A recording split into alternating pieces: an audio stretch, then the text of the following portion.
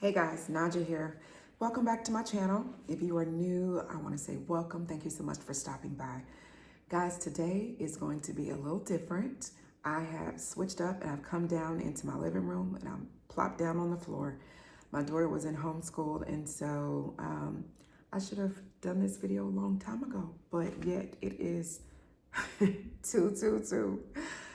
And I definitely felt the need to do it. I feel that there are many of you who are dealing with the same thing that I've dealt with in the past. So I've had some of you who I've even coached, specifically in regards to things that are similar. I deal with, when I'm coaching, I deal with people of all situations, no matter what it is, okay? And so if you are someone who needs to understand the proper way, the godly way on how to move forward when you're courting, what to expect, how to properly wait well, I'm your girl, okay? Description, the link is in the description if you would like to sign up for coaching for your personal one-on-one specific situation, all right? Now, before I get started in this video, I also want to discuss or introduce to you guys what I now have available for your day-to-day walk with the Lord, which is, I'm so excited about it. Digital downloads. Many of you may have seen me advertise them on the community tab, but I wanted to introduce it personally within a video so that you know exactly what it is and how much it can be so helpful to you. 21-day devotionals, 30-day devotionals. Some of them actually come with a calendar that tells you what to do, what to pray, or prayer cards as a bonus. I even have Christian planners. I also have mini devotionals for teens, memorization cards for kids to help them learn the Word of God. If you would like to assist in strengthening your covenant in your marriage, even those who are looking to get married, but you need to understand how to date the godly way, okay? There's a mini Bible lesson for that. So I'm so excited because I have all of these now available for you on my website where you can just purchase it, download it, and put it in the cute little notebook of your choice. And it assisting you daily in your walk with the Lord. Everything from surrendering to humility devotionals, okay? So check that out. Link is in the description, especially if you are interested in what I'm talking about today. I make sure you check out the little mini Bible lesson regarding dating the godly way, okay? So today what we're going to be talking about, guys, is how to properly, let me see, what did I say the title was? I don't even remember my own title. It's basically guarding your heart. Yes, guarding your heart from casual interaction as a Christian. Casual interaction in dating and courting, okay? This is what is going to help guard your heart. Many of us, we've gone our whole life dating based on the world. That's all we knew, okay? And the Lord has taken me through this, and I had to learn when it was no point in continuing to have someone in my space and say, okay, we know that this isn't where it needs to be and where it's going, where I want it to go. So let's cut it off here. A lot of us, we meet people, we meet this person, we meet that person, we meet this person, we meet that person, and okay, we're not going to be in a relationship, but yet I'll keep you around as a friend. When sweetheart or sir, they should not even be in the space at all, okay? So first, what I would like to say is what is very important, if I'm looking at my notes, if I'm looking down, is first and foremost, setting boundaries. Boundaries are so important. And so many people do not create boundaries. There are boundaries that are needed regardless of whether or not you are in a romantic relationship or whether it is a relationship with your family. Boundaries need to be set or people will do, say, and treat you however they feel necessary. Because if you haven't taught them how to treat you, they're going to just do what they feel is okay with them. Okay? So you have to teach people how to treat you. So when it comes to dating and courting, you must set clear boundaries, emotionally and physically. Okay? And it needs to be done immediately. It needs to be done sooner than later when you first meet the person. Within the first 1 to 3 conversations, there should be a conversation about boundaries, okay? And they should be clear boundaries. There should not be any boundary where it's so broad, the person is not really understanding what you're meaning by those boundaries, okay? And this includes avoiding intimate conversation or actions that could lead to emotional attachments. So, intimate conversations, okay? Conversations that could go in a direction that is about, sex. It could be about previous experiences, anything that could cause you to be emotionally attached to them. It doesn't even have to be about physical, sexual conversations, but it can literally be intimate conversations that are going to cause you to like them too much, too soon, okay? Keep it surface level in the beginning. And you need to do that because if you don't, and you start becoming too attached to that person too soon, before you even know if they're supposed to be in that space, that can be having your heart open unnecessarily, okay? So be very intentional about that. Then you want to make sure that you're praying for wisdom. When you meet a person, you want to pray for guidance. You want to pray for discernment. You want to ask the Lord to reveal to you if there's any red flags that you need to know from the start. Ask the Holy Spirit to let those red flags wave like never before in your face, okay? Because sometimes they can be subtle. Sometimes those red flags don't look red, okay? And you need to know exactly how and what they are in the beginning so that you don't ignore them and allow yourself to continue to kind of make excuses for them. Because a lot of times we can do that. There'll be red flags, but because they don't seem like obvious red flags, and it's like, this seems like something I should pay attention to, but I'm not sure. So let me just keep, getting to know them, and then it kind of gets swept under the rug because we've now opened ourselves emotionally to them, and those red flags become white flags in our minds. When I say white flag, I mean something that just doesn't seem like a stop sign, okay? So be very careful with that. Make sure that you're praying the whole way through with every interaction. Lord, is this you? If it's not, remove them, okay? You also want to keep Christ centered. Keep Christ the top priority. If you're keeping God in the forefront in every situation of courting and getting to know people, then you're going to make sure that no matter what your interaction is with that person, that it's in alignment with what God would want, that you are not stepping outside of what God would desire for you. For example, you aren't putting yourself in a position that would cause you to be tempted. If you're keeping Christ centered and you make sure that those boundaries are set in the beginning, then you aren't allowing this person to come to your home at 9, 10 o'clock at night, and you're alone and you're allowing yourself to be tempted for something else to happen. Don't even allow yourself to say, oh, I'm stronger than my flesh. I can handle this. Because we will fall every time. So don't put yourself in that position, okay? Let's see, what next? Seek accountability. Seek accountability. That means surround yourself with people that are going to hold you accountable.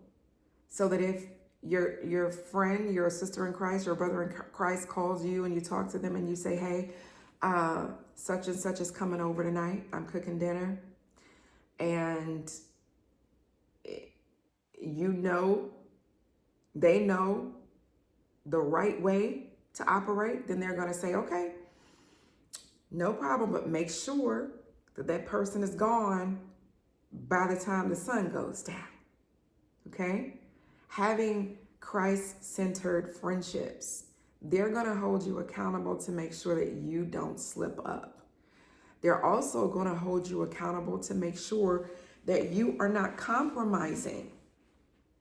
Because a lot of times we find ourselves compromising and letting certain people into our space that don't belong there. People who we clearly know are not walking the same path that we're walking, that should not be in our space, should not even be having phone conversations. I'm sorry.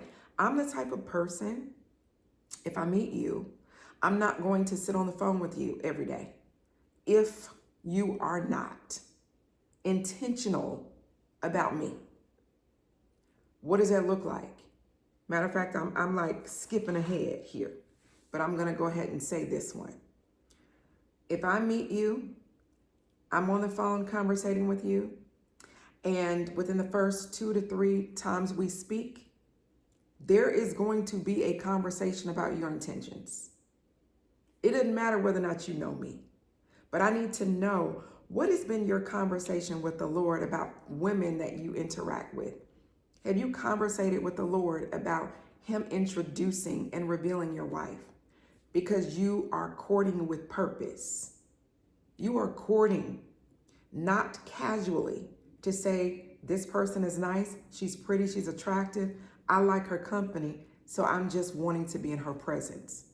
You need to be on the same page and desiring to get to know a person with an end result of it being marriage. If you are a man of God and you are a woman of God, your end goal should be marriage. Your end goal, or the time that you're spending with somebody, shouldn't just be us spending time together and that's it. Okay? Unless you have vowed a life of celibacy and you know that all you want is to have friends and no end result of marriage because you have chosen a lifestyle of celibacy. Now, when I say celibacy, we must understand being celibate means that you have committed your life to the Lord and vowed a life of celibacy. That's what celibate means, like a monk, okay? Abstinence means that for the time being, until God brings you your spouse, you are practicing abstaining from sexual activity. Okay, so be careful when you're saying I'm celibate. I'm not celibate. I am not trying to live a life forever, a vowed life of celibacy and never being married and never being intimate.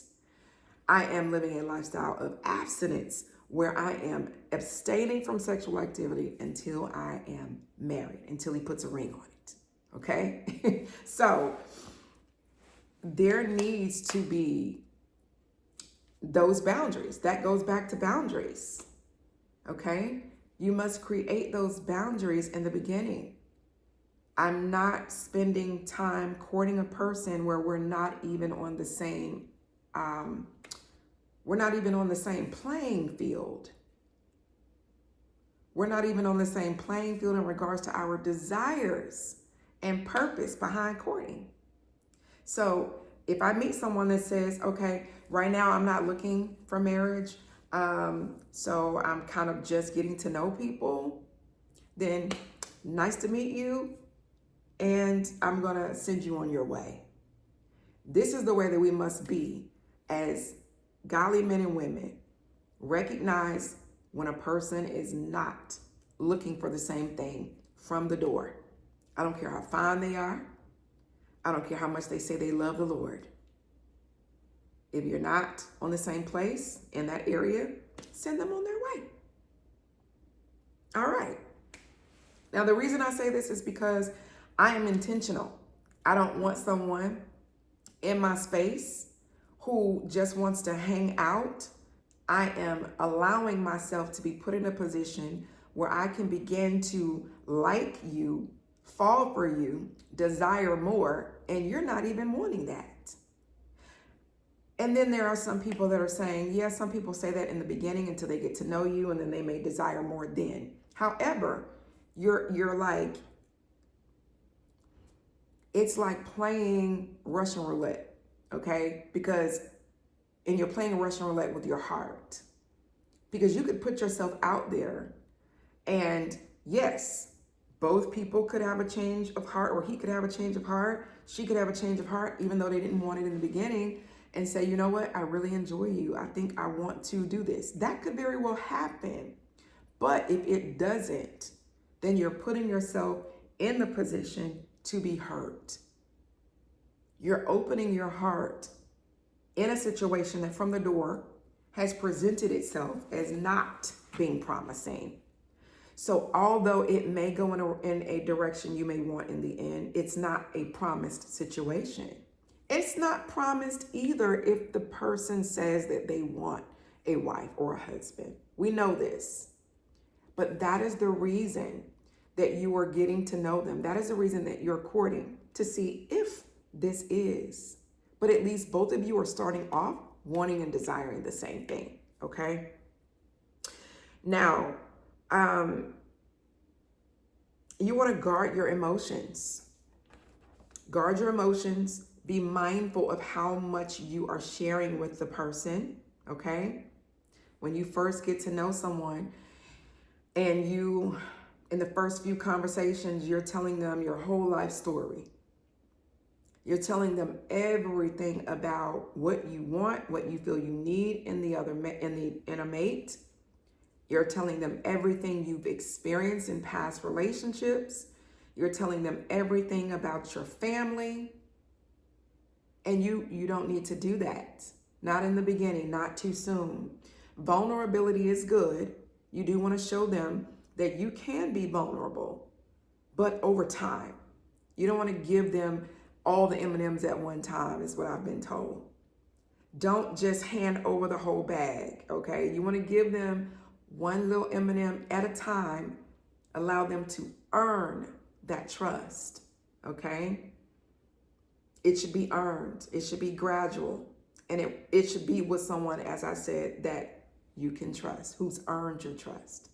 Allow them to earn the trust before you tell them everything about who you are, what you're looking for.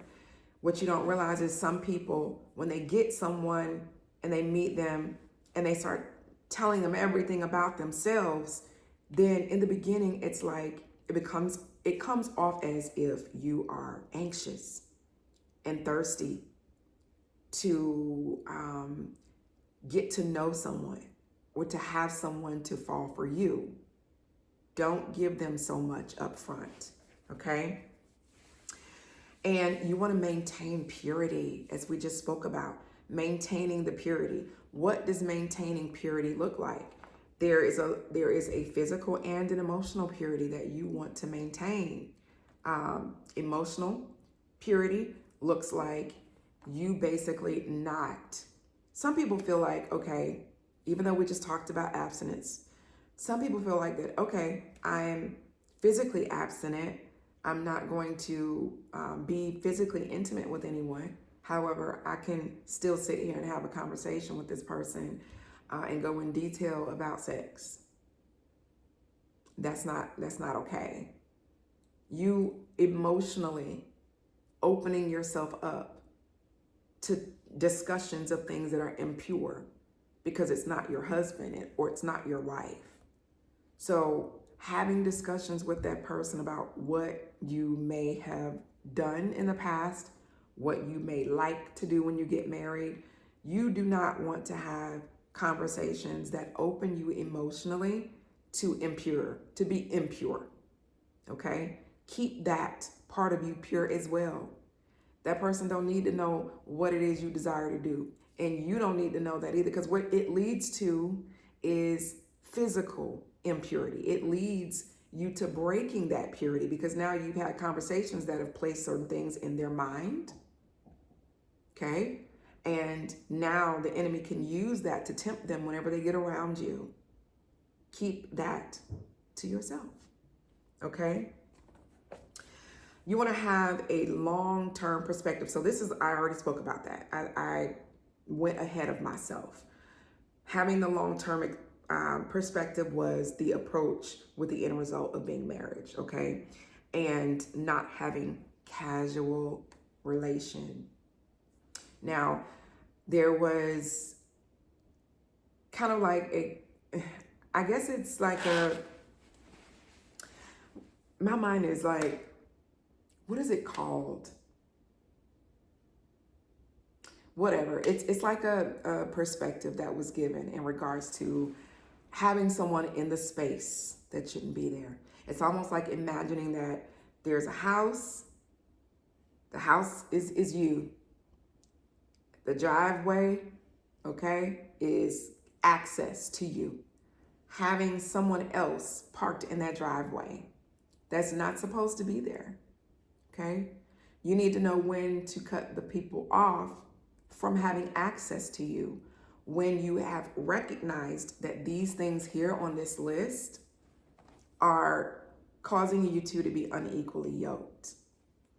So if this person does not respect your boundaries, maybe they don't want to be abstinent and you do, then you now see and recognize, this is not my husband, this is not my wife, so I'm going to end it here. It was nice meeting you. I do this all the time. I'm not going to have you parked in my driveway, even though I know, and when I say driveway, I'm not talking about the physical driveway of your house. I'm saying having that person in your space, giving them access to you physically and emotionally, so that when the person that God has sent is driving down the street, they can't even turn in because that space is already occupied, so they wouldn't even recognize you in the spirit. My God. So God is not going to even send that person, okay? Because you're not going to recognize them and they're not going to recognize you, because in the spirit, someone is already parked there. So when I recognize and I see, okay, this person, I don't think we're going to be a good fit. This is not someone I can see myself marrying. Nice to meet you, but I got to send you on your way. Okay? Unequally yoked. Maybe they don't have the same desire to thirst for the Lord the way that you know that God has called for you and your purpose. Nice to meet you, but I'm sending you on your way so that I can have this space of my heart open for the person God sends me, and I don't have you parked here and you're not supposed to be. Because if they're not your husband or your wife, okay, then that means you must be questioning, who sent you? Who sent you? If God didn't send you, then it's only one other person that could have sent that person as a distraction, okay? You want to separate yourself from any counterfeits and any distractions. If they're not the person, and you know that in your heart you desire marriage, send them on their way. I don't know about you, but I'm not looking for friends. I don't need no more male friends. I don't need any male friends, okay? Now, some people, you have male friends because they've been in your life since, they grew up together and they're actual friends. There is no desire for there to be any attraction. That's totally different. But 9 times out of 10, most people, they meet people in a way where it's like they were attracted to you at some point. You were attracted to them at some point, and you realize that they're not the person that's supposed to be there for, an attractive, in reference to being in a husband or a wife, then send them on their way. My cutoff game is strong, okay? It's not to say that person is a bad person. It's just, if I see that you're not for me, you got to go, okay? You just have to go. And if I see that the enemy was intentional about sending you, you're getting blocked. I'm sorry. I don't play about mine. So I'm here to let you guys know that you need to not play about your space as well. You may not be as cutthroat as I am when it comes to saying you got to go. And you may not do it the same way that I do, but you must be intentional and you must mean business. There are some people that you may meet and you may tell them what your boundaries are, but because they are intentional about wanting what they want, even if they don't want to do what you're wanting them to do, they're not in agreement, but they're like, I'm just going to tell her what she wants to hear, or I'm going to continue to come after this person, even though I don't agree, until the person's guard comes down. You must stand 10 toes down and mean business when you say, these are my boundaries. If you show that person that those boundaries can be broken, or that there can be an open door somewhere within those boundaries, they're going to keep coming, and you're going to end up in a situation that leaves you wide open for your heart to get broken, okay? Or you're going to leave yourself open for the enemy to send someone who's going to cause you to completely miss what God was trying to do in your life through the godly husband and wife that God desired for you. Okay? Or that person could be sent intentional as a distraction to take you outside of your purpose, to bring God's purpose for you fall into the ground because you didn't guard yourself. Okay? We, especially women, usually tend to be very lenient when it comes to situations like this. And then because we love the way it feels to have intimate conversation, or just even having someone to talk to and come over to cook for, to go have fun with, trust me, I get it.